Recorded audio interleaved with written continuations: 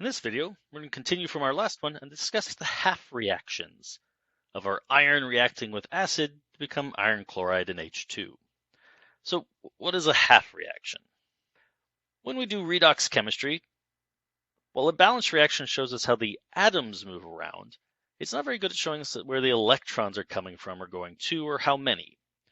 Often it is easier to separate the reduction and the oxidation steps into their own components, two halves of the overall reaction. So in one of these, I have iron solid, and it is becoming the iron 2 plus in that iron 2 chloride. Well, the iron had to lose 2 electrons to accomplish that. As the iron was oxidized after the reaction had occurred, it had less electrons. As to the hydrogen, well, I had a hydrogen plus, and it becomes H2. Well, it means I really needed 2 hydrogen pluses. And additionally, I needed 2 electrons to begin with. Each hydrogen ends up picking up 1 electron, you get a second, they can bond to each other, and you make your H2 molecule. Chloride actually isn't involved. There was no electron transfer of the chloride, it was just there to balance the charges. When we then combine these, what we'll find is that iron, solid, plus 2H plus, which I guess would really be aqueous in our above problem, goes on to form Fe2 plus and H2. So we're just adding sides here. Final thing on both sides will be those 2 electrons. But they're on both sides, so they just cancel out. They were the electrons that needed to transfer. The reaction that's occurring is the iron solid is reacting with the hydroniums to become the iron cation and H2 gas.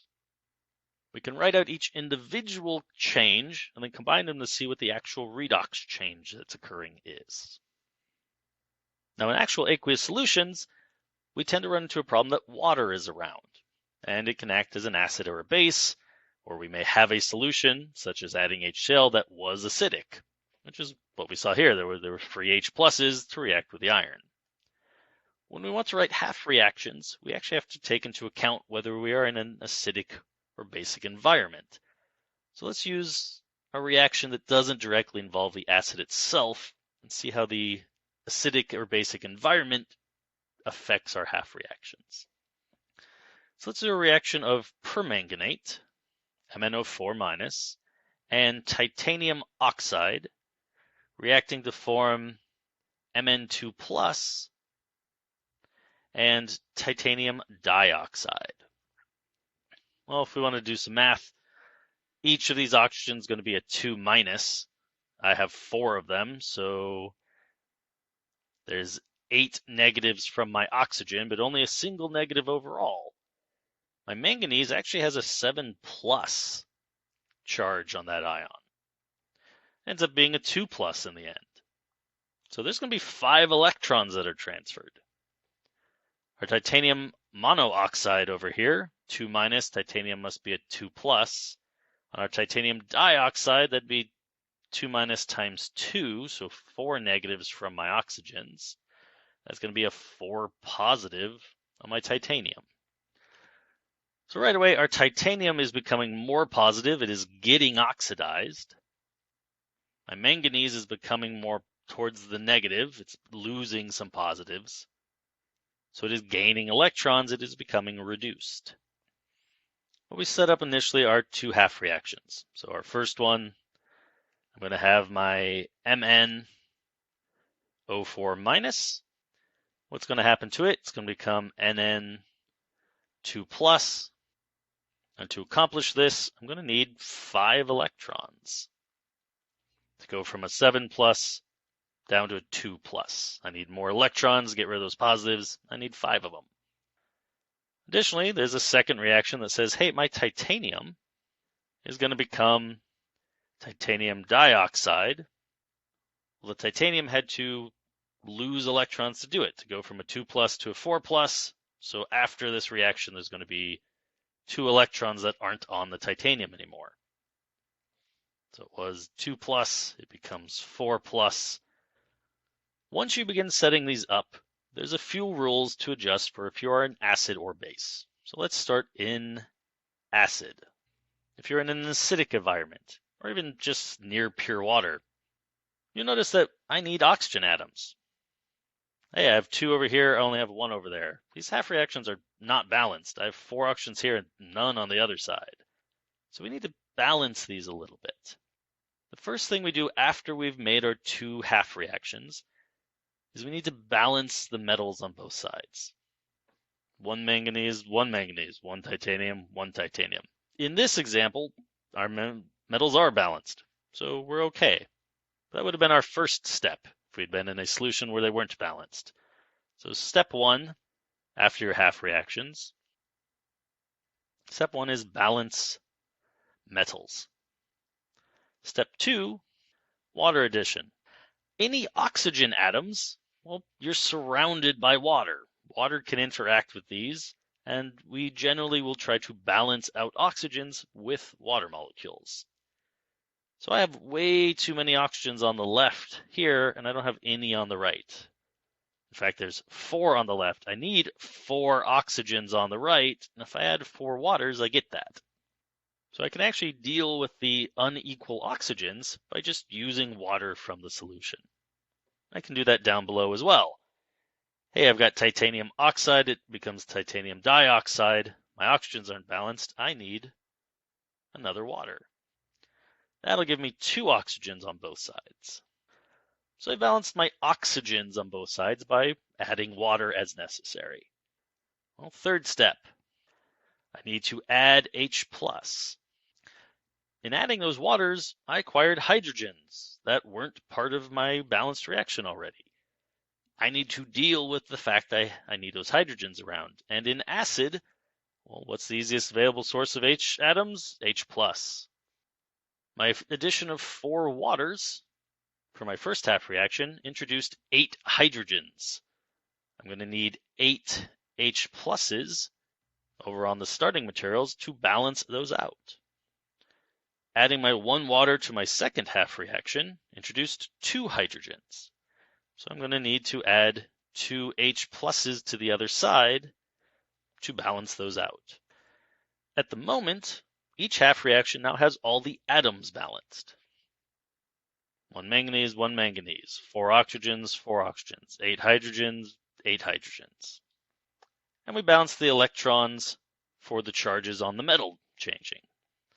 Second half reaction, same deal, 2 oxygens, 1 titanium, 2 hydrogens, 2 hydrogens, and we found electrons for the changes on the titanium earlier on. The next step, multiply reaction to set electrons equal.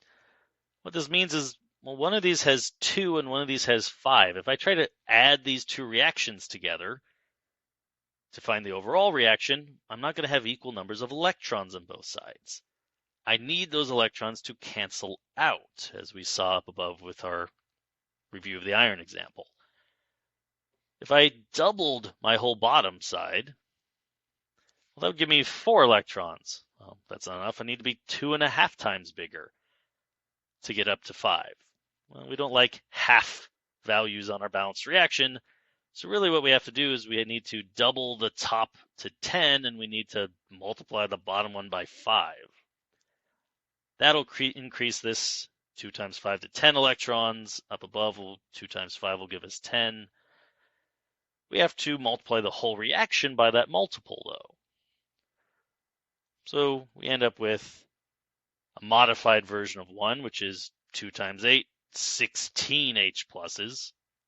2 times 5, 10 electrons. 2 MnO4 minuses. All that will go to 2 times, so 2 Mn2 plus, 2 times 4 waters for 8 waters. So we just doubled our first half reaction, but that brought us to 10 electrons. And if we 5 times the second half reaction, that'll also bring us up to 10 electrons.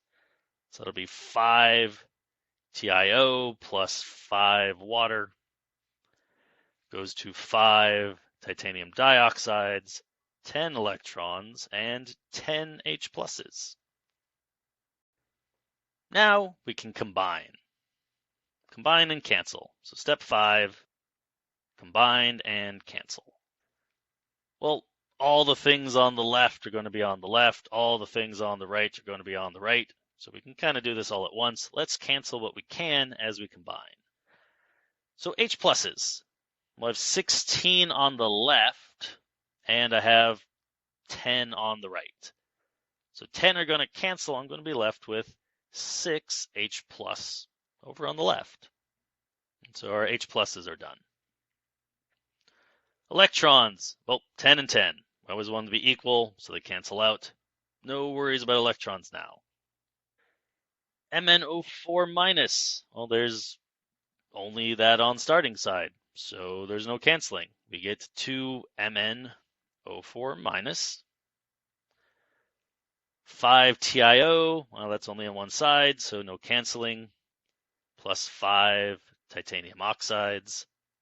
So we can cross these out as we go. Water, on the other hand. Well, water is on both sides. We ended up with 5 on the starting material and 8 on the product. So 5 of them are going to cancel, but that's going to leave us 3 waters over in our products. As for the rest of the products, nothing cancels our Mn2+, nothing cancels our 5 titanium oxides. So the other products are plus 2 Mn2 pluses and plus 5 titanium dioxides. For this redox reaction to actually occur in an acidic solution, to acquire the extra oxygens or the hydrogens as necessary as the different molecules reorganize, this is the actual balanced reaction. Permanganate and titanium oxide can't just react with each other. They don't have the necessary atoms around to shuffle to make the products Mn2+ and titanium dioxide. We require these outside sources of H+ and water to make this reaction successfully occur. And so in an acidic environment, we just need to follow those 5 steps to find out our actual balanced reaction. Remember that our first step, balance your metals. Well, step 0, set up your half reactions. First step, balance your metals if you need to. Second step, add waters to balance the oxygens. Third step, add H+ to balance any hydrogens, especially those introduced by the waters. Fourth step, multiply your 2 half reactions so that your electrons will be equal. Once you've done that, fifth step, combine and cancel out waters that are on both sides or H pluses that are on both sides to find your overall balanced reaction. Once we've gotten to this point, if in reality we were in basic solution, we actually would do the same steps up to this point and modify our final reaction here. In a basic solution, add OH minus to both sides equal to H plus. In doing so, well, I need to get rid of these H pluses. They're not really readily available in a basic solution. And so I want to add 6 OH minuses, but you have to add it to both sides. We got to balance it out. We can't introduce extra waters and hydrogens out of nowhere. We need to make it the same on both sides. Well, H plus and OH minus is going to become water. These will form 6 waters. So the additional steps in basic solution is to add hydroxide to both sides to equal to the H plus, and then rebalance water. Kind of a subset for it. I end up creating some waters when I do this. Well, I have 3 waters on one side and 6 now on the other as a result. And so I would cancel out 3 on both sides, and I'd really end up with 3 H2Os, 2 MnO4 minus, that part doesn't change, 5 TiO, that part doesn't change. All of that would equal no waters left on this side now. Instead, I have hydroxides. 6 OH minus, 2 Mn2 plus, didn't alter those, and 5 TiO2s. So in basic solution, we end up with a slightly different balanced reaction. There's not really H plus around, so the H's needed come from the water, which produces OH minus left over after those hydrogens are taken. The rest of it doesn't tend to change very much. We still see the same amount of our redox molecules in the same proportions. And it only takes really one extra step at the very end to determine what the balanced reaction in a basic solution was going to be versus the balanced reaction in the acidic solution.